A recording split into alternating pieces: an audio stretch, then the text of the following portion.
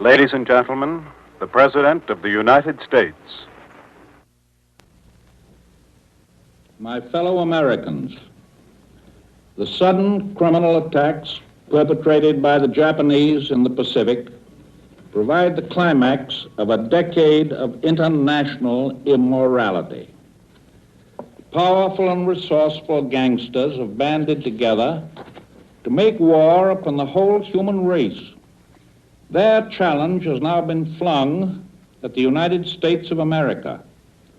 The Japanese have treacherously violated the long-standing peace between us. Many American soldiers and sailors have been killed by enemy action.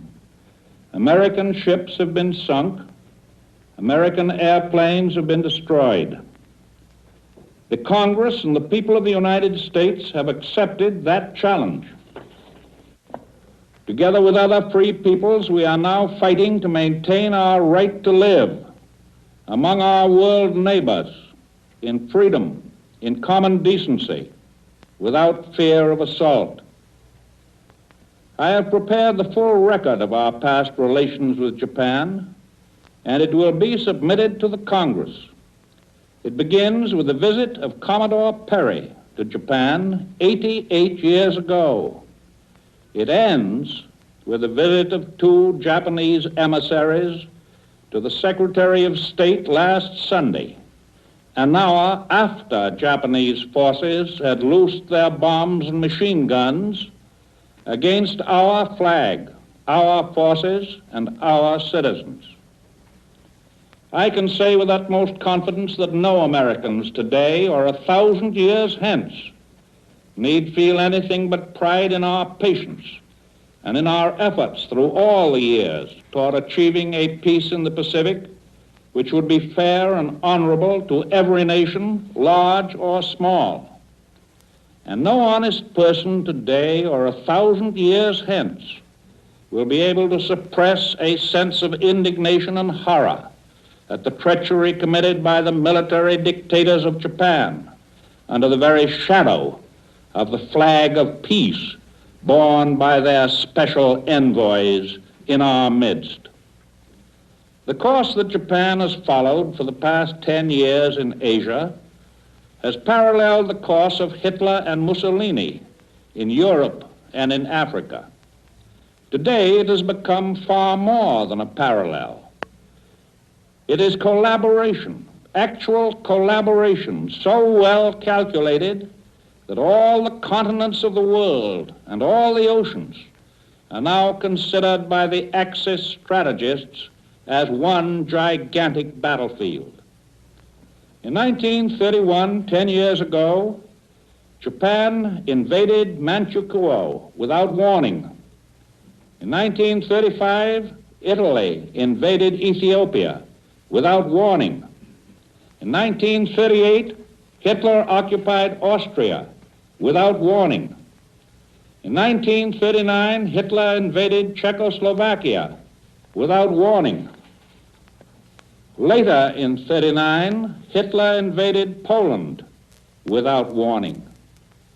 In 1940, Hitler invaded Norway, Denmark, the Netherlands, Belgium, and Luxembourg without warning. In 1940, Italy attacked France, and later Greece without warning. And this year, in 1941, the Axis powers attacked Yugoslavia and Greece, and they dominated the Balkans without warning. In 1941 also, Hitler invaded Russia without warning. And now, Japan has attacked Malaya and Thailand and the United States without warning. It is all of one pattern. We are now in this war. We're all in it, all the way. Every single man, woman, and child is a partner in the most tremendous undertaking of our American history. We must share together the bad news and the good news, the defeats and the victories, the changing fortunes of war. So far, the news has been all bad. We have suffered a serious setback in Hawaii. Our forces in the Philippines, which include the brave people of that Commonwealth, are taking punishment, but are defending themselves vigorously.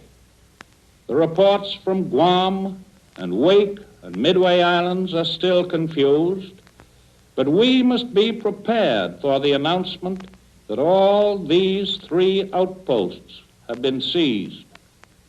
The casualty lists of these first few days will undoubtedly be large. I deeply feel the anxiety of all of the families of the men in our armed forces and the relatives of people in cities which have been bombed. I can only give them my solemn promise that they will get news just as quickly as possible.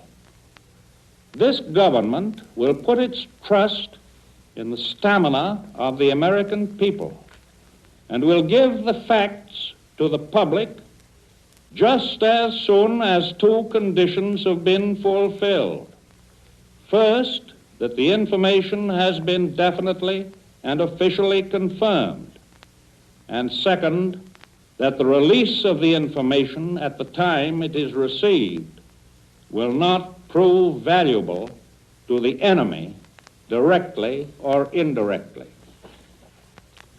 Most earnestly I urge my countrymen to reject all rumors. These ugly little hints of complete disaster fly thick and fast in wartime. They have to be examined and appraised. As an example, I can tell you frankly that until further surveys are made, I have not sufficient information to state the exact damage which has been done to our naval vessels at Pearl Harbor.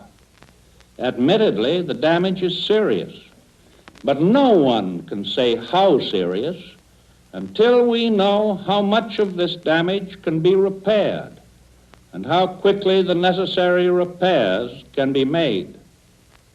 I cite as another example a statement made on Sunday night that a Japanese carrier had been located and sunk off the canal zone.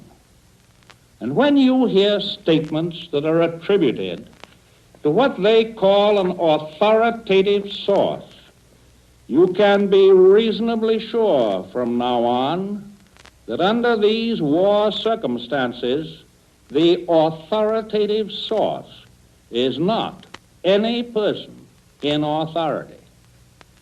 Many rumors and reports which we now hear originate, of course, with enemy sources. For instance, today the Japanese are claiming that as a result of their one action against Hawaii, they have gained naval supremacy in the Pacific. This is an old trick of propaganda which has been used innumerable times by the Nazis. The purposes of such fantastic claims are, of course, to spread fear and confusion among us and to goad us into revealing military information which our enemies are desperately anxious to obtain. Our government will not be caught in this obvious trap, and neither will the people of the United States. It must be remembered by each and every one of us that our free and rapid communication these days must be greatly restricted in wartime. It is not possible to receive full and speedy and accurate reports from distant areas of combat. This is particularly true when naval operations are concerned. For in these days of the marvels of the radio, it's often impossible for the commanders of various units to report their activities by radio at all, for the very simple reason that this information would become available to the enemy and would disclose their position and their plan of defense or attack. Of necessity, there will be delays in officially confirming or denying reports of operations, but we will not hide facts from the country. If we know the facts, and if the enemy will not be aided by their disclosure. To all newspapers and radio stations, all those who reach the eyes and ears of the American people, I say this: you have a most grave responsibility to the nation now and for the duration of this war. If you feel that your government is not disclosing enough of the truth, you have every right to say so. But in the absence of all the facts as revealed by official sources, you have no right in the ethics of patriotism to deal out unconfirmed reports in such a way as to make people believe that they are gospel truth. Every citizen in every walk of life shares this same responsibility. The lives of our soldiers and sailors, the whole future of this nation, depend upon the manner in which each and every one of us fulfills his obligation to our country. Now a word about the recent past and the future. A year and a half has elapsed since the fall of France, when the whole world first realized the mechanized might which the Axis nations had been building up for so many years. America has used that year and a half to great advantage. Knowing that the attack might reach us in all too short a time, we immediately began greatly to increase our industrial strength and our capacity to meet the demands of modern warfare. Precious months were gained by sending vast quantities of our war material to the nations of the world still able to resist Axis aggression. Our policy rested on the fundamental truth that the defense of any country resisting Hitler or Japan was in the long run the defense of our own country. That policy has been justified. It has given us time, invaluable time, to build our American assembly lines of production. Assembly lines are now in operation. Others are being rushed to completion. A steady stream of tanks and planes, of guns and ships and shells and equipment. That is what these 18 months have given us. But it is all only a beginning of what still has to be done. We must be set to face a long war against crafty and powerful bandits. The attack at Pearl Harbor can be repeated at any one of many points in both oceans and along both our coastlines and against all the rest of the hemisphere. It will not only be a long war, it will be a hard war. That is the basis on which we now lay all our plans. That is the yardstick by which we measure what we shall need and demand. Money, materials, doubled and quadrupled production, ever increasing. The production must be not only for our own Army and Navy and Air Forces, it must reinforce the other armies and navies and air forces, fighting the Nazis and the war lords of Japan throughout the Americas and throughout the world. I have been working today on the subject of production. Your government has decided on two broad policies. The first is to speed up all existing production by working on a 7-day-week basis in every war industry, including the production of essential raw materials. The second policy, now being put into form, is to rush additions to the capacity of production by building more new plants, by adding to old plants, and by using the many smaller plants for war needs. Over the hard road of the past months, we have at times met obstacles and difficulties, divisions and disputes, indifference and callousness. That is now all past, and I am sure forgotten. The fact is that the country now has an organization in Washington built around men and women who are recognized experts in their own fields. I think the country knows that the people who are actually responsible in each and every one of these many fields are pulling together with a teamwork that has never before been excelled. On the road ahead, there lies hard work, grueling work, day and night, every hour and every minute. I was about to add that ahead there lies sacrifice for all of us. But it is not correct to use that word. The United States does not consider it a sacrifice to do all one can to give one's best to our nation when the nation is fighting for its existence and its future life. It is not a sacrifice for any man, old or young, to be in the Army or the Navy of the United States. Rather, is it a privilege. It is not a sacrifice for the industrialist or the wage earner, the farmer or the shopkeeper, the trained man or the doctor, to pay more taxes, to buy more bonds, to forego extra profits, to work longer or harder at the task for which he is best fitted. Rather, is it a privilege. It is not a sacrifice to do without many things to which we are accustomed if the national defense calls for doing without it. A review this morning leads me to the conclusion that at present we shall not have to curtail the normal use of articles of food. There is enough food today for all of us, and enough left over to send to those who are fighting on the same side with us. But there will be a clear and definite shortage of metals for many kinds of civilian use, for the very good reason that in our increased program, we shall need for war purposes more than half of that portion of the principal metals which during the past year have gone into articles for civilian use. Yes, we shall have to give up many things entirely.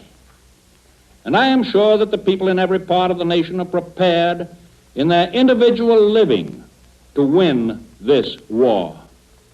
I am sure that they will cheerfully help to pay a large part of its financial cost while it goes on. I am sure they will cheerfully give up those material things that they are asked to give up.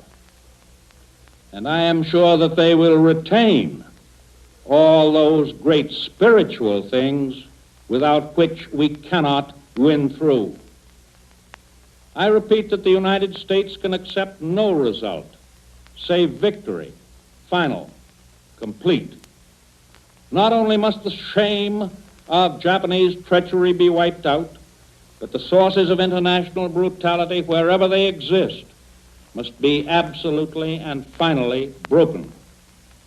In my message to the Congress yesterday, I said that we will make very certain that this form of treachery shall never endanger us again. In order to achieve that certainty, we must begin the great task that is before us by abandoning once and for all the illusion that we can ever again isolate ourselves from the rest of humanity. In these past few years, and most violently in the past 3 days, we have learned a terrible lesson. It is our obligation to our dead. It is our sacred obligation to their children and to our children that we must never forget what we have learned. And what we have learned is this: there is no such thing as security for any nation or any individual in a world ruled by the principles of gangsterism. There is no such thing as impregnable defense against powerful aggressors who sneak up in the dark and strike without warning. We have learned that our ocean-girt hemisphere is not immune from severe attack, that we cannot measure our safety in terms of miles on any map anymore. We may acknowledge that our enemies have performed a brilliant feat of deception, perfectly timed and executed with great skill.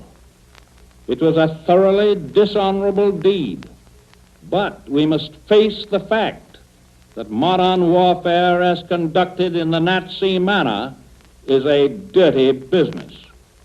We don't like it. We didn't want to get in it, but we are in it, and we're going to fight it with everything we've got. I do not think any American has any doubt of our ability to administer proper punishment to the perpetrators of these crimes. Your government knows that for weeks Germany has been telling Japan that if Japan did not attack the United States, Japan would not share in dividing the spoils with Germany when peace came.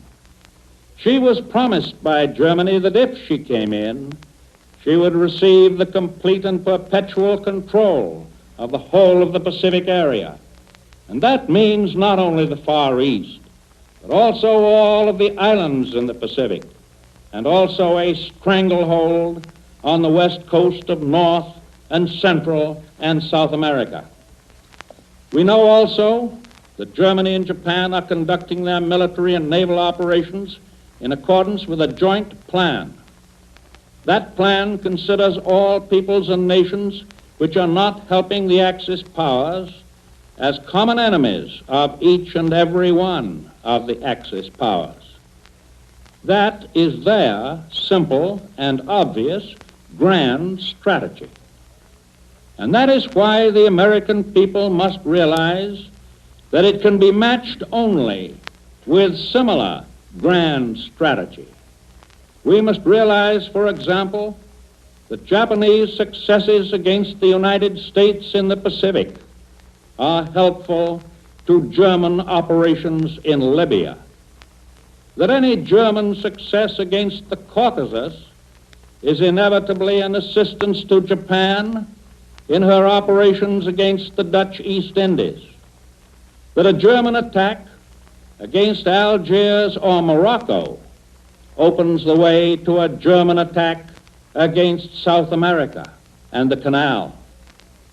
On the other side of the picture, we must learn also to know that guerrilla warfare against the Germans in, let us say, Serbia or Norway helps us, that a successful Russian offensive against the Germans helps us, and that British successes on land or sea in any part of the world strengthen our hands.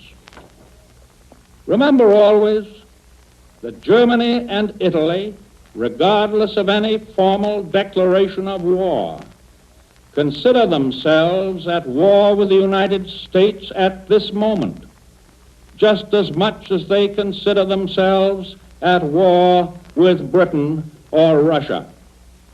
And Germany puts all the other republics of the Americas into the same category of enemies. The people of our sister republics of this hemisphere can be honored by that fact. The true goal we seek is far above and beyond the ugly field of battle. When we resort to force, as now we must, we are determined that this force shall be directed toward ultimate good as well as against immediate evil. We Americans are not destroyers, we are builders. We are now in the midst of a war, not for conquest, not for vengeance, but for a world in which this nation and all that this nation represents will be safe for our children.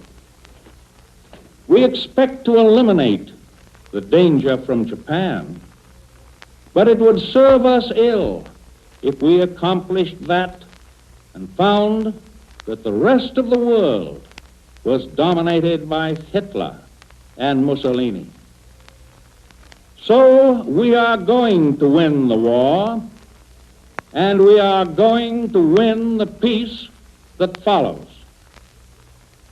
And in the difficult hours of this day, through dark days that may be yet to come, we will know that the vast majority of the members of the human race are on our side.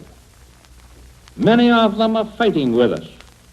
All of them are praying for us. But in representing our cause, we represent theirs as well, our hope and their hope for liberty under God. You've heard the President of the United States. Ladies and gentlemen, the national anthem.